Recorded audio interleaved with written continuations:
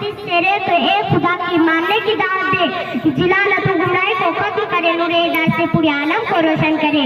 नबूवत का सिलसिला हजरत आदम अलैहिस्सलाम के जमाने से लेकर शुरू हुआ, हजरत मोहम्मद सल्लल्लाहु अलैहि वसल्लम पर खत्म कर दिया गया।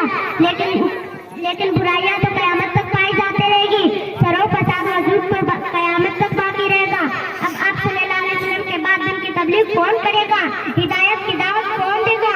सदाकत, अमानत, अदल व इंसाफ की तालीम कौन देगा? खुदा से कौन डराएगा? जन्नत और जहन्नम के रास्ते कौन दिखाएगा? लेकिन अल्लाह ताला ने इसका भी इंतजाम कर दिया और फरमाया, कुंतुम खैरा उम्मतिन उखरिजत लिन्नास तअमुरूना बिल मारूफी व तनहौना अनिल मुनकर।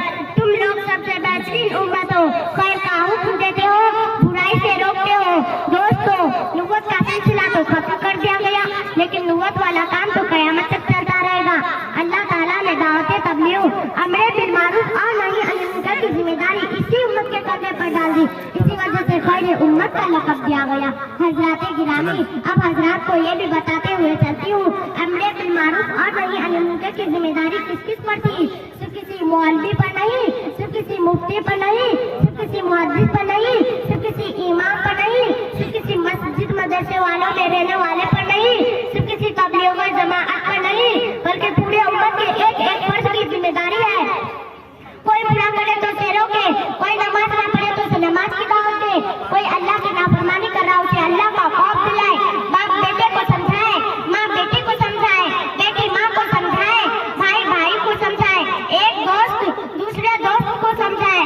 घर जिसके सामने जो गलत कर रहा है उसे रोके टोके और अच्छे काम की तरकीब दे। यह पूरे उम्मत के हर शख्स का फरीजा है। मेरे दोस्तों, जरा सोचो तो सही, हमारे इलाके में, हमारे गांव में, हमारे खुद घर में कितनी बुराइयां और अल्लाह के कितने अहकामात तोड़े जा रहे हैं। अलल ऐलान अल्लाह और उसके रसूल की नाफरमानी की जा रही है। क्या इनको देखकर आपके पिसाने पे सिकन तक आई? रोकना टोकना तो दूर की बात, आपके ताल्लुकात में कोई फर्क आया?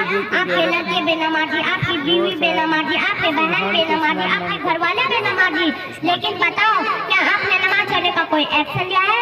नहीं नहीं और हरगिज़ नहीं। चाहे खुदा का हुक्म टूट जाए, बेटे से मोहब्बत बरकरार, चाहे खुदा का हुक्म टूट जाए, बीवी से मोहब्बत बरकरार, चाहे कुरान का कानून टूट जाए, दोस्तों से दोस्ती बरकरार।